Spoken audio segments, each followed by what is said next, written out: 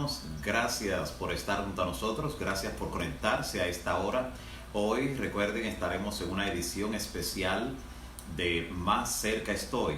Hoy estaremos respondiendo de manera especial preguntas, buscando respuestas inspiradas, respuestas que puedan traer paz a nuestro ser y sobre todo seguridad en medio de toda nuestra vida.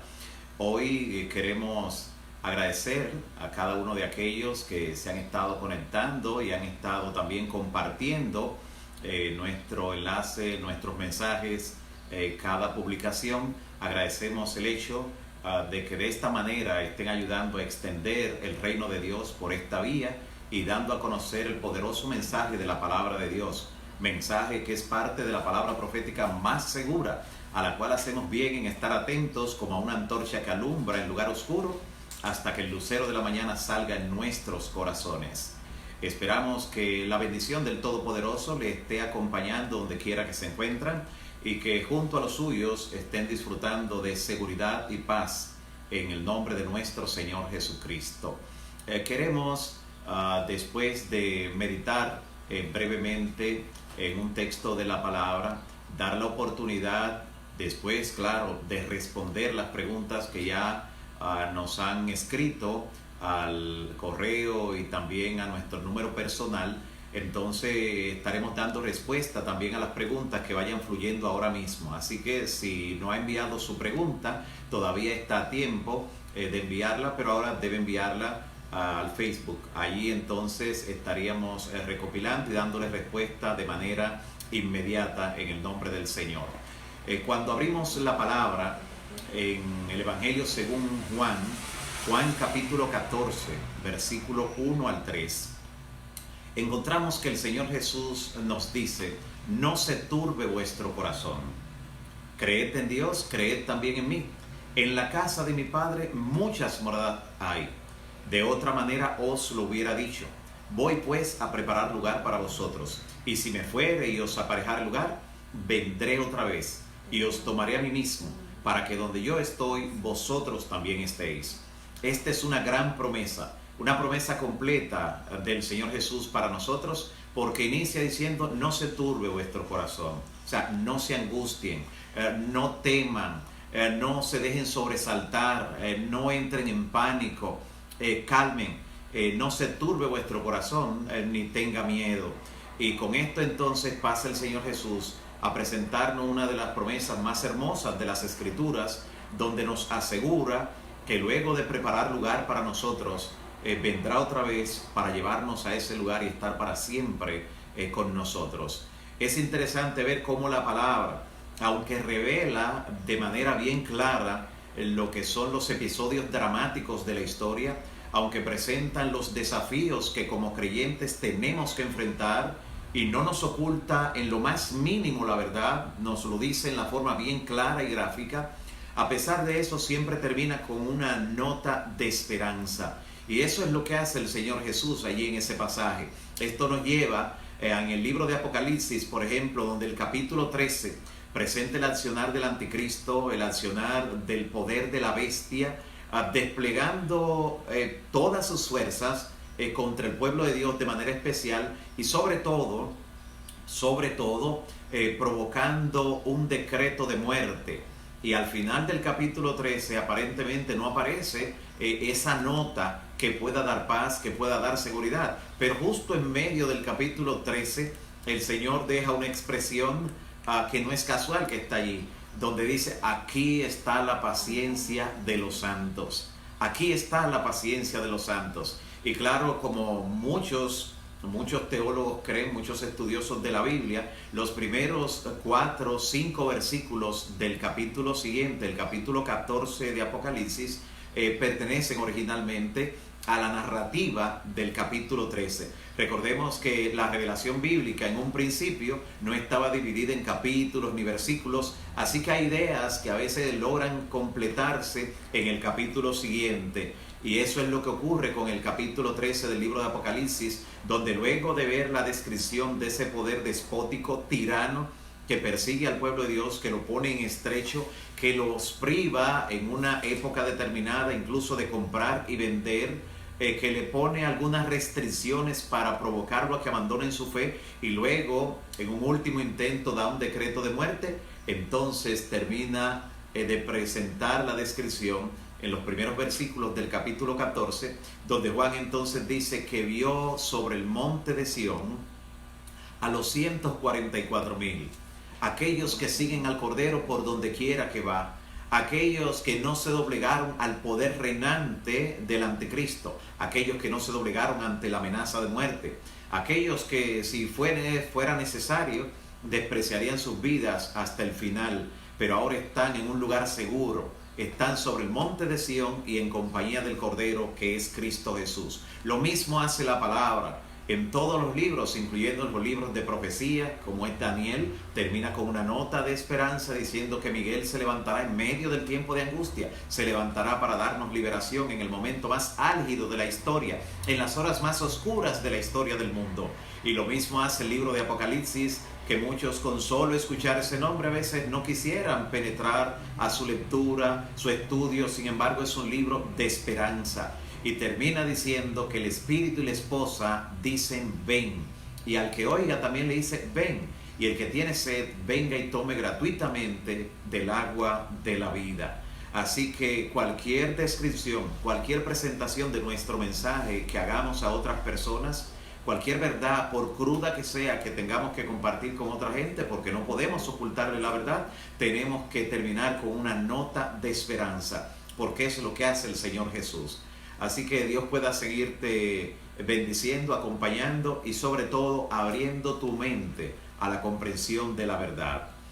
En estos momentos queremos pasar a dar respuestas a las preguntas, donde queremos concentrar la mayor parte del tiempo que nos resta, las preguntas que nos han enviado a nuestro número personal, y queremos animar a que ahora puedan escribir directamente en el Facebook ahí y vamos a ir dando respuesta a estas preguntas. La primera, una amiga elaboró la siguiente pregunta, dice: quisiera saber cómo completamos el cuadro de los eventos finales. Sé que algunos de estos eventos ocurrirán de manera simultánea, pero ¿en qué orden van a ocurrir? Quiero estar preparada, dice. Y entonces enumera eventos como reavivamiento y reforma, el zarandeo, la lluvia tardía, el falso reavivamiento, la ley dominical, el fin del tiempo de gracia, la marca de la bestia, el decreto de muerte, el sellamiento, el tiempo de angustia, el abandono de las grandes ciudades, la huida a los montes, las 7 últimas plagas, la resurrección general y también la segunda venida de nuestro Señor Jesucristo.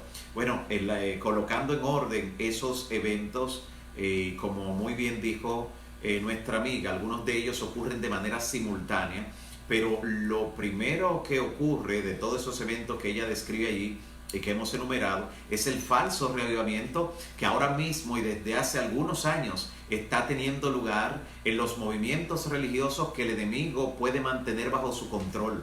Asimismo fue anticipado en el libro Conflicto de los Siglos, y hay una descripción también muy gráfica de esos eventos en el libro que lleva ese mismo nombre, Eventos de los Últimos Días, que esperamos que aquel que no lo tiene de manera física, si no lo puede adquirir, pues pueda por lo menos tenerlo de manera digital o en audio.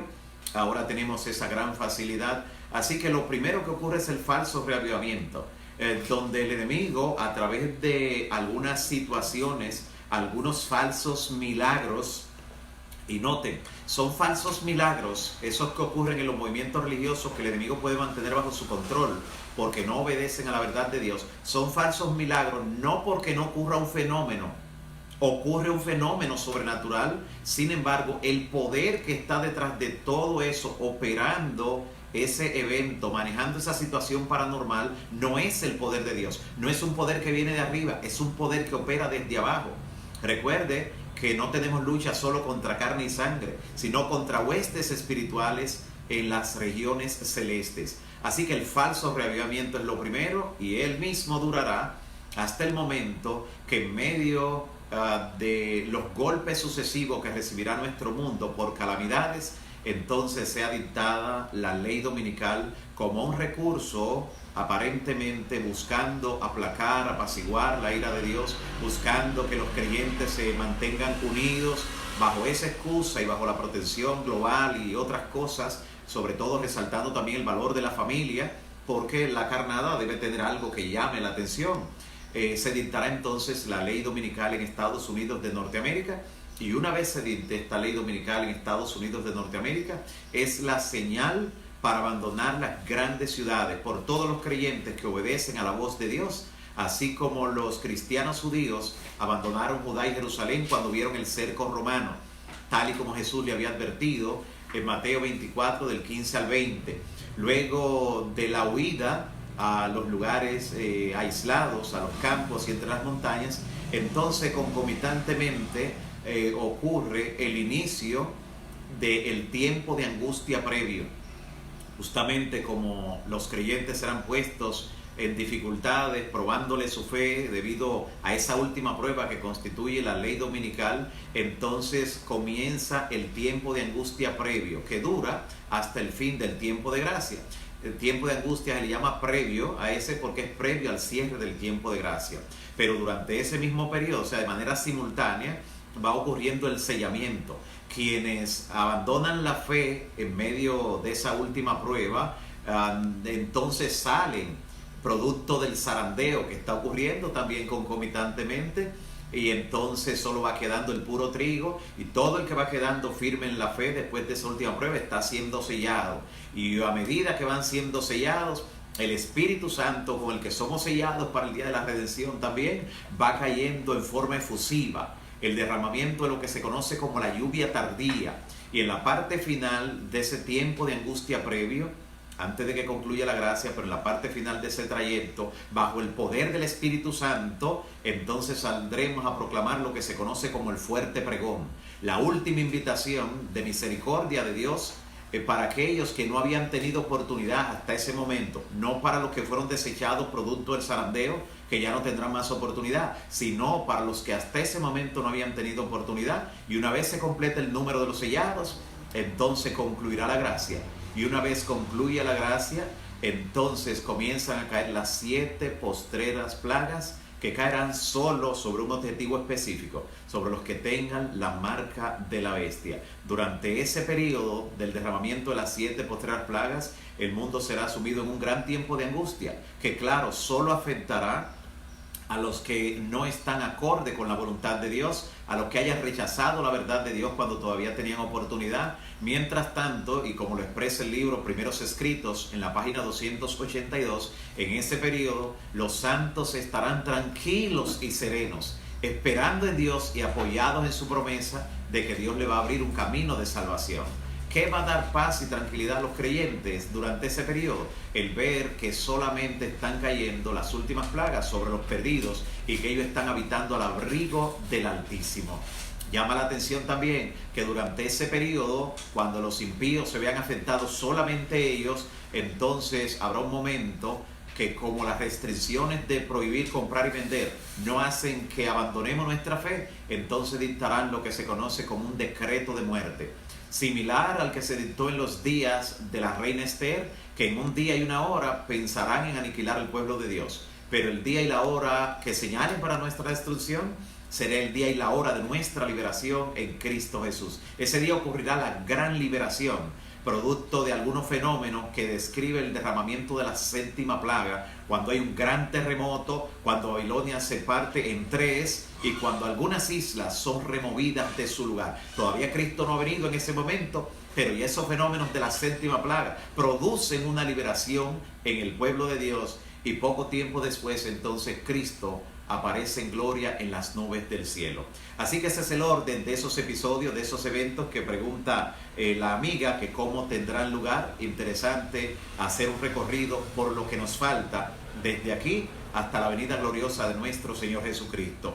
Otra amiga justamente realizó una pregunta interesante con relación a lo que son los eventos y a lo que es la expectativa que tiene de algunos de ellos. Esta amiga pregunta lo siguiente, pregunta ella: he tenido la preocupación desde hace un buen tiempo por saber si mi nombre todavía está escrito en el libro de la vida. A veces no siento seguridad de que todos mis pecados han sido perdonados y pienso que puedo tener problemas en ese sentido, aunque tengo mucho tiempo en los caminos de Dios. Esa inquietud que tiene esta amiga la tienen muchas personas, y es bueno que sepamos que nuestra salvación, nuestra justificación no depende de que lo sintamos. Los sentimientos son muy, pero muy complejos, muy complicados, y los sentimientos a veces van por un lado y lo que es el concepto y el conocimiento espiritual van por el otro. El perdón de nuestros pecados no se debe ni siquiera a que nosotros lo sintamos, sino a que Dios lo ha prometido. Y si Él lo ha prometido, Él lo cumplirá, porque sus promesas son fieles y verdaderas. Algo interesante en ese sentido es lo siguiente. Hay personas que, aunque Dios la ha perdonado de todos sus pecados, ellos mismos no se han perdonado. Y como ellos mismos no se han perdonado ciertas cosas de su vida pasada, viven con esa inquietud, con ese tormento. Deben rogarle a Dios en forma específica, que les haga vencer ese sentimiento negativo y que les haga creer en su palabra. Recuerde que fe es confianza en Dios, y sin fe es imposible agradar a Dios. Pidamos al Señor como pidieron los discípulos: Señor, aumenta nuestra fe. Y como aquel padre atribulado que llevó ese muchacho, ese joven endemoniado, cuando Jesús le dijo: ¿tú crees que yo puedo hacerlo?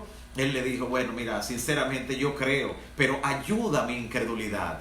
Así que si asaltado por la duda y la incredulidad a veces piensa que no ha sido perdonado, tiene temor de que cuando su nombre sea llamado a juicio usted va a quedar fuera del libro de la vida, pídale al Señor que reprenda esos pensamientos negativos. Estudie más las promesas de Dios que hablan del perdón, y la palabra va a obrar con poder en su vida, y usted entenderá que sí, que ha sido perdonado o perdonada, y que su nombre será confirmado para siempre en el libro de la vida del Cordero. Recuerde que lo que el Señor dice: el que persevere hasta el fin, ese será salvo. Y su trabajo es justamente perseverar. El resto del trabajo le toca al Señor.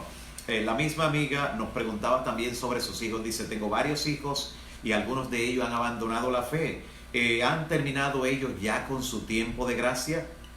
Déjeme decirle lo siguiente: el tiempo de gracia todavía no ha concluido. Todavía podemos acercarnos confiadamente al trono de la gracia, como dice la palabra, para hallar oportuno socorro.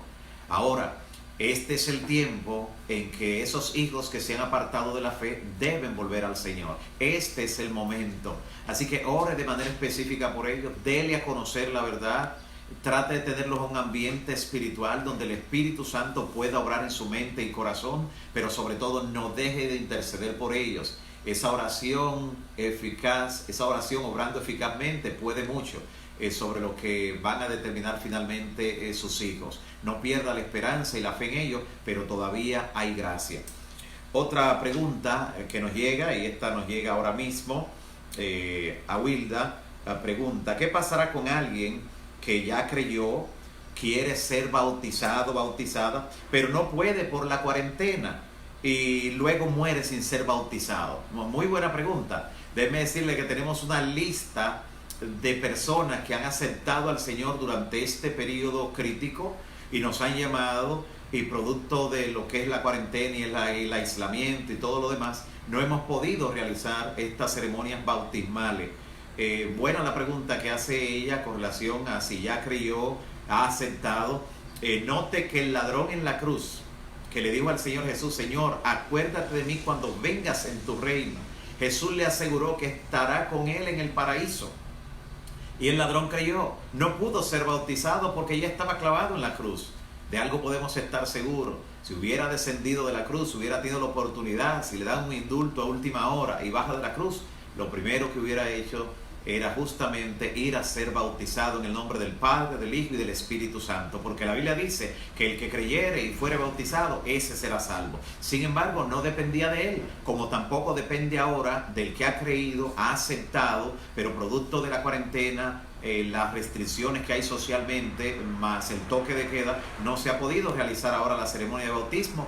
Dios no le toma en cuenta lo que no ha podido realizar, porque ya no depende de usted. Si su decisión está firme para tan pronto cese esta condición, ser bautizado o bautizada, no tiene ningún problema delante del Señor. Dios suplirá lo que falte, si ocurriera algo en ese trayecto, si muriera como el ladrón en la cruz, si le tocara morir sin pasar por el paso, pero ya ha aceptado a Cristo en su corazón.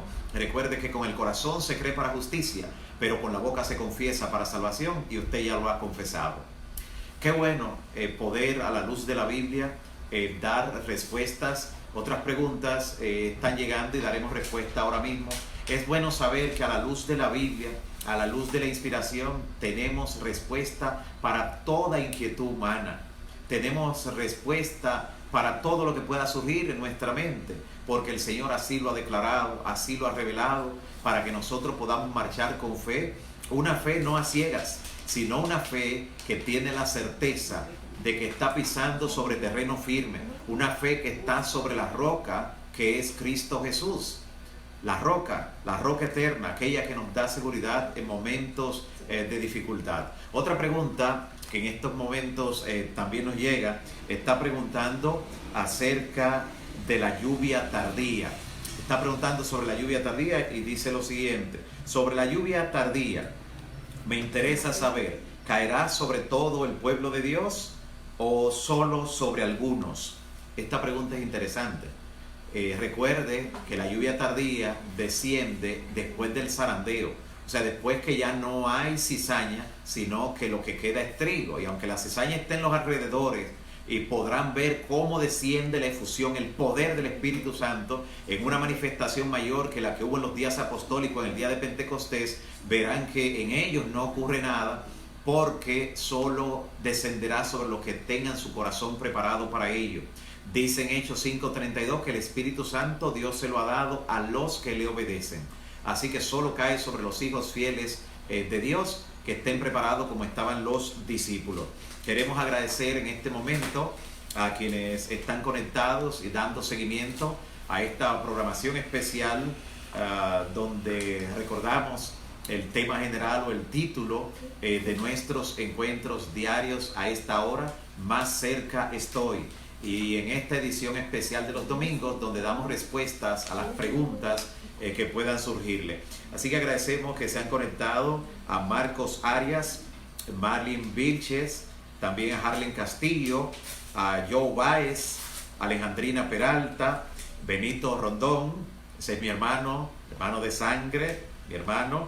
También Katy Nolasco, Ramón Polo, Baez King, también a Misael y Cristina Paulino junto a su familia, Mildred Sebastián, son parte de los que están ahora mismo conectados y que están dándonos seguimiento en estos momentos. Recordamos que sus inquietudes pueden hacérnosla llegar en estos momentos. Algunas ya están subiendo, justamente estaremos dándoles respuesta en este momento en el nombre de nuestro Señor Jesucristo. Por la gracia de Dios, el Señor Jesús dice que toda inquietud será respondida antes que nosotros en el día final, cuando estemos en la Patria Celestial, podamos elaborar la primera pregunta. Él dice en el Evangelio de Juan, capítulo 16, versículo 23, dice: en aquel día no me preguntaréis nada, porque por la gracia de Dios Él habrá alumbrado nuestros sentidos, nos habrá dado discernimiento y con ello nos habrá dado también respuesta a las inquietudes que nosotros tenemos y a las que han ido surgiendo a lo largo de nuestra vida espiritual.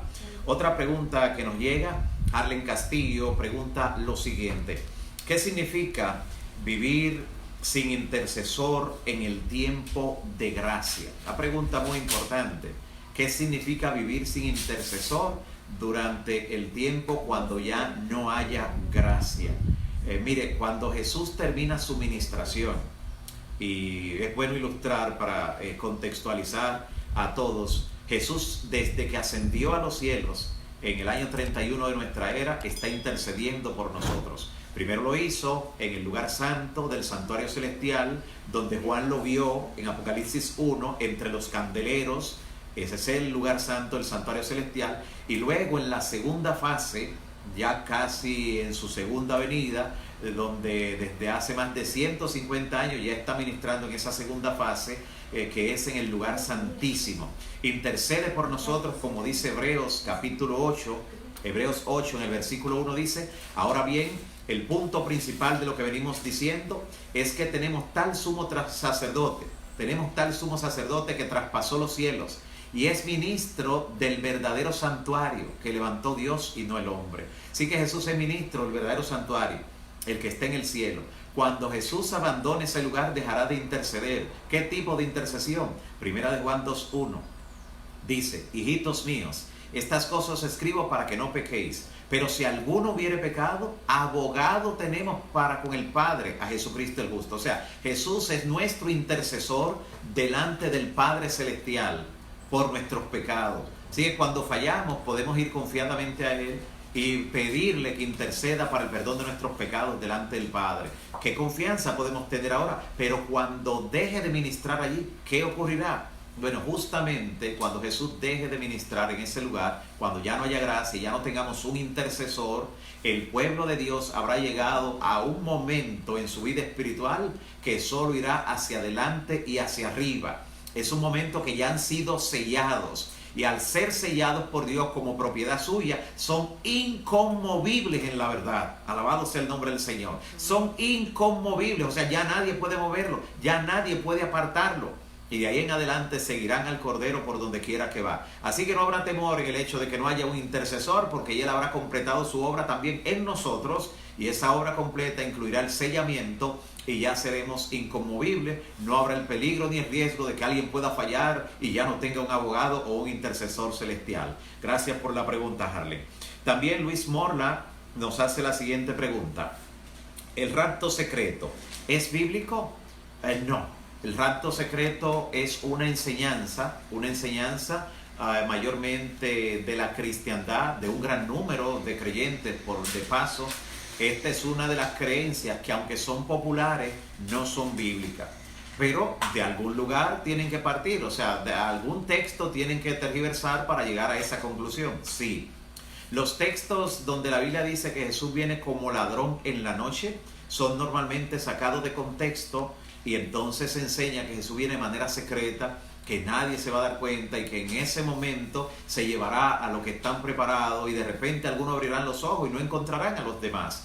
Resumiendo la enseñanza y dicho en un lenguaje muy llano, sin aspectos teológicos. Pero, ¿qué es lo que dicen los textos de la Biblia realmente? ¿Qué es lo que dice el contexto? Le voy a mencionar dos textos, porque para muestra basta con esos dos. El primero está en Segunda de Pedro, capítulo 3, Segunda de Pedro, capítulo 3, versículo 10. Dice: pero el día del Señor vendrá así como ladrón en la noche, que cuando digan paz y seguridad, note, vendrá como ladrón en la noche, en el cual los cielos pasarán con gran estruendo, no en silencio, no secretamente, con gran estruendo, y los elementos ardiendo serán deshechos, y la tierra y las obras que en ella hay serán quemadas. ¿Puede ser eso secreto? De ninguna manera. Los cielos mismos van a pasar como un estruendo, se enrollarán como un pergamino, un estruendo en todo elemento terrenal, todo va a ser quemado, porque el Señor viene con fuego abrasador. Dice la palabra en Salmo 53, vendrá nuestro Dios y no callará, no es en silencio, no es secreto, fuego consumirá delante de Él. Así es la venida de Cristo. Pero los que enseñan que es de manera secreta dicen lo que ocurre es que después de ese rapto secreto, entonces pues sí vendrá en la otra forma para los que hayan quedado para un segundo vuelo. No, la salvación es un solo vuelo y los boletos se acaban antes de que Cristo venga, cuando se cierra la gracia. No se duerman ni se descuiden la falsa expectativa de que habrá una segunda oportunidad después de esta vida y antes de que Cristo venga solo hay una oportunidad. Por eso una y otra vez el Espíritu Santo dice: si oyereis hoy su voz, hoy, no endurezcáis vuestros corazones. Y en 1 Tesalonicenses 5, del 2 al 4, explica claramente: ustedes saben perfectamente, dice Pablo, que la venida del Señor vendrá así como ladrón en la noche, que cuando digan paz y seguridad, entonces vendrá sobre ellos destrucción de repente. Note qué es lo que va a venir en ese día que viene como ladrón en la noche sobre los impíos. No es dejarlo para una segunda oportunidad, no es llevarse a un grupo de manera secreta. Vendrá destrucción de repente, dice, como dolor a mujer encinta, y no escaparán. Lo está comparando el episodio de la venida de Cristo a cómo llegan los dolores a la mujer embarazada. Ella no sabe cuándo le van a llegar, no sabe cuándo le van a llegar, pero cuando le llega, sí se da cuenta, porque los dolores están allí presentes. La venida de Cristo, aunque usted no sabe el día ni la hora, y en ese sentido es como ladrón en la noche, que no sabe el día ni la hora, pero cuando suceda, sí se dará cuenta, y ese día vendrá para los perdidos, entonces destrucción de repente. Otra pregunta que nos hace Ramón Polo, dice, ¿en qué consiste el tiempo de angustia? Esa pregunta es importante en el contexto de lo que estamos viviendo en estos días, porque hay personas que incluso nos han preguntado directamente si ya estamos viviendo en el tiempo de angustia. Y estos días son angustiosos, para unos más que para otros, sobre todo los que no están acostumbrados posiblemente a estar con ciertas restricciones, a dedicar cierto tiempo a ciertas cosas, los que son esclavos del trabajo y ni siquiera con la familia a veces pueden pasar un buen rato, para ellos posiblemente haya sido de tortura, o los que anhelamos que haya sido, que se estén acostumbrando a disfrutar de la vida en familia y a sacar momentos preciosos para compartir con la familia. El tiempo de angustia se le llama así por la aflicción que viene sobre los habitantes de la tierra. Y el tiempo de angustia previo, que es el que afecta más directamente al pueblo de Dios, ocurre, como hemos dicho, cuando se dicta la ley dominical, cuando tienen que abandonar las grandes ciudades, cuando son perseguidos, pero cuando termina la gracia y se inicia el gran tiempo de angustia, ese gran tiempo de angustia quien afectará mayormente es a los perdidos, porque solo sobre ellos es que van a caer las 7 postreras plagas. El pueblo de Dios estará protegido. La angustia que puede quizás padecer el pueblo de Dios durante ese periodo es que todavía está esperando que el Señor regrese a buscarlo, pero no porque sea afectado por nada de eso que esté cayendo sobre el mundo. A ese es el tiempo de angustia. Otra pregunta que nos llega de manera interesante, Alicia Hernández pregunta, bueno, un hermano le hace la pregunta a ella sobre las 7 trompetas. Si las 7 trompetas son literales. No son literales. Lo que menciona el Apocalipsis en gran medida, casi todo, no todo, pero casi todo lo que aparece en el lenguaje apocalíptico, en la literatura apocalíptica, es figurada. Es un lenguaje simbólico el que mayormente se utiliza, y las 7 trompetas describen el periodo de la iglesia cristiana hasta el momento cuando Cristo venga. Describe los juicios que Dios hace sobre los que persiguen al pueblo de Dios.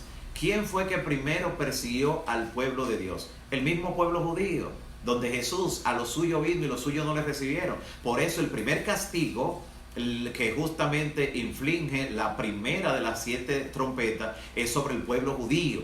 Se le aplica allí cuando en el año 70 son destruidos por los romanos y son colocados en una situación muy difícil que duró más de 18 siglos, ellos estando de un lugar para otro, viviendo como extraños, siendo perseguidos, siendo inestables, detestados en muchos lugares. En fin, ese primer juicio cae sobre ellos, y así el siguiente cae sobre el Imperio Romano, que después de los judíos fueron los responsables de gran parte de la persecución del pueblo de Dios, así sucesivamente. Son juicios, las siete trompetas, son juicios que caen sobre los poderes que persiguen al pueblo de Dios en algún momento. Gracias por la pregunta, Alicia.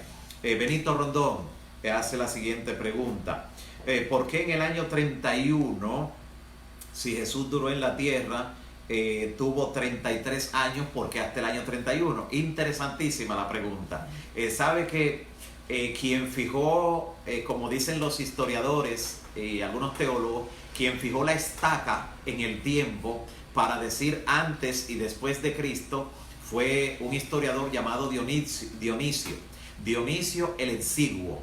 Así se le llamó, Dionisio el Exiguo. Él fue que ubicó la estaca en el tiempo y dijo, a partir de aquí, esta es la fecha que entiendo que Jesús nació, y entonces a partir de aquí contamos después de Cristo. Pero años posteriores, tiempo después, siglos después, se descubrió mediante una moneda que era del imperio, del tiempo en que Cristo había nacido, se descubrió que había una diferencia de la datación de la fecha del nacimiento de Cristo, una diferencia de 3 a 4 años. Y entonces esa diferencia de esos 3 años es lo que se reflejan allí que aunque Cristo vivió 33 años y medio, porque fueron 33 años y medio, así que murió en el año 34 de su vida, aunque solo había cumplido 33, todavía el otro estaba en curso, fue en el año 31, en la primavera del año 31, para esta época, para la época que más o menos siempre se fija, la llamada Semana Santa, que coincide bien cerca, bien próximo a la fecha en que Jesús murió en el calendario judío. Así que a eso se debe la diferencia de tiempo. Ya se habría tenido que cambiar toda la fecha para colocar todo en el año 0 o en el año 1, pero se decidió dejar así. Hoy hubiéramos estado entonces en el año 2023 si hubiéramos seguido la cuenta que se descubre. Bueno, esas son las preguntas. Bueno, hay otra aquí.